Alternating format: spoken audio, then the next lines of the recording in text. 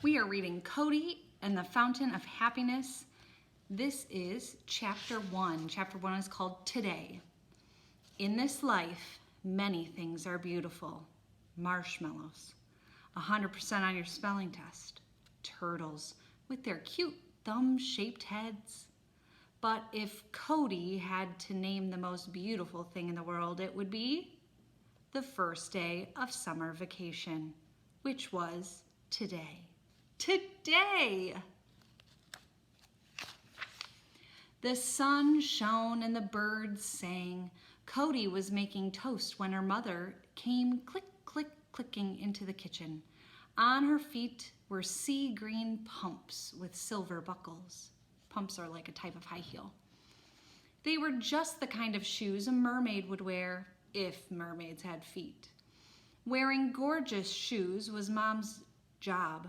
She was a shoe salesperson at O'Becker department store. "You're already up," Mom said.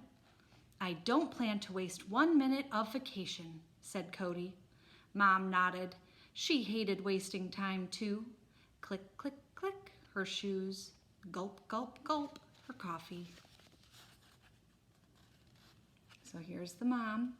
She works at the department store, and here's our main character, Cody, on the first day of summer vacation. "Too bad camp doesn't start till next week," she said. Camp. The word was a dark cloud on a bright day. Camp was hikes in the boiling sun and swim lessons in freezing water. Last year, Cody had almost died of thirst because she refused to drink bug juice. Bug juice! The name was an insult to insects across the land. But Mom and Dad believed camp was a good environment, so what could Cody do? In this life, grown-ups hold all the power. It has been that way since ancient times. I'm a little worried about leaving you with Wyatt." Mom's forehead did its folding fan imitation. Wyatt was Cody's big brother. He was a teenager who pretended that Cody drove him crazy. Wyatt was so good at pretending. Many people were fooled, but not Cody. "I'll take care of Wyatt," Cody said. "Promise." Mom and Cody hugged goodbye, and then click, click, click, Mom was out the door. Uh-oh, click, click, click, Mom was back in the door. "Remember, no screen time before 5, she said, "and no turning on the stove or bringing ants into the house." "I know very well," said Cody. "Goodbye, goodbye." Cody practiced eating toast with her right hand. Though she was left-handed, one of her goals was to be ambidextrous. In an emergency, being able to use either hand could come in handy. Handy! Ha! Cody cracked herself up. Afterward, she took the crusts outside to feed the ants. Cody loved all animals, big and small, but she had a special tender place in her heart for ants. They were so serious. They worked so hard. She watched them bubble up out of their tiny ant volcano. They picked up toast crumbs and dragged them inside. A few crawled over her big toe. This was ant for thank you. If only every day could be this wonderful. Nothing to do. No one telling you to hurry up or slow down. Nothing to do. No one telling you to speak up or quiet down. Nothing to do.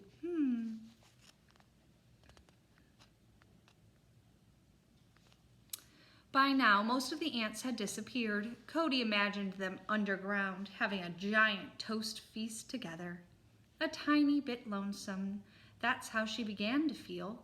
But she knew how to fix that. Time to wake up good old Wyatt. Remember, Wyatt's her brother. Chapter 2, Brain Pain. Wyatt possessed many talents. Speaking Spanish for real, not fake. Giving headlocks, even Houdini could not escape. Eating an entire box of cereal in 10 minutes. Cody held the stopwatch for that one.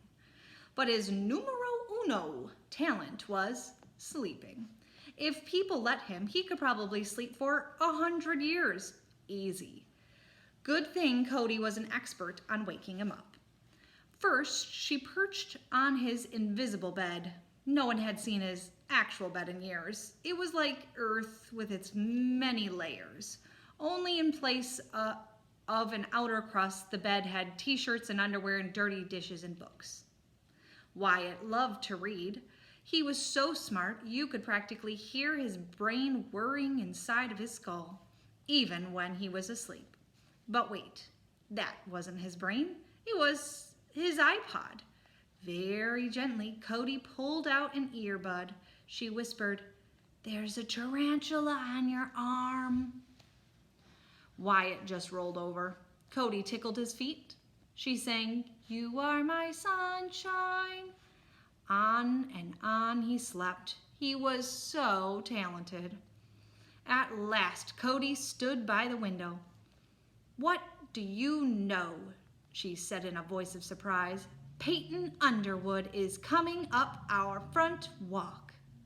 Peyton Underwood was the girl of Wyatt's dreams. He had been in love with her forever, but Peyton didn't love him back. How could it be? In this life, there are many mysteries. What?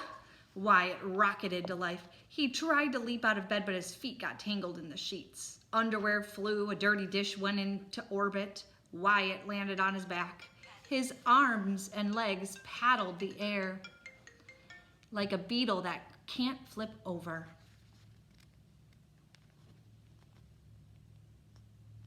Oh boy. "Oh, wait," said Cody. "I guess it was the mailman instead." Wyatt stopped moving. Now Cody felt terrible. Terrible for tricking him, terrible for Peyton Underwood not loving him back. Quick, she had to cheer her brother back up. "It's the first day of vacation, amigo," she said. "Just you and me all day long." Wyatt moaned softly. Ugh. "Want to go to the dog park and pick what dog we'd get if we were allowed to get a dog?" Wyatt put his hands over his eyes. "No," said Cody. "How about we look for rocks and have a rock stand and use the money to buy a skateboard?" Wyatt slowly got to his feet now. He was very tall and skinny. If he were a building, he'd be a skyscraper, but a droopy one.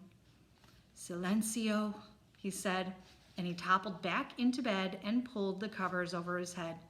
"You are causing me pain, a big fat pain in my cerebral cortex." "Do you want some tea?"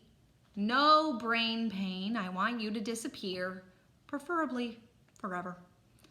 "I can't," said Cody. "I promised Mom to take care of you, and I never break a promise." "Let me go back to sleep, or something else will get broken." Cody waited a while. Lately, Wyatt could be in a rotten mood one minute and a superb one the next, but the lump of covers didn't move. Cody's shoulders sagged. This wasn't how the first day of vacation was supposed to go. She plucked a t-shirt off the invisible bed and pulled it over her clothes. The shirt was black, with a picture of an exploding alien robot. It smelled like Wyatt's anti-pimple soap. Next, she selected a fat book with a boring cover. "I'm stealing your stuff," she said. The lump did not reply. Dragging her feet, she crossed the room, but at the door she stopped. Everyone deserves another chance. Cody believed that, but Wyatt said not a word. Feeling sad, Cody left the room. That was the end of chapter 2. That's where we're going to stop today.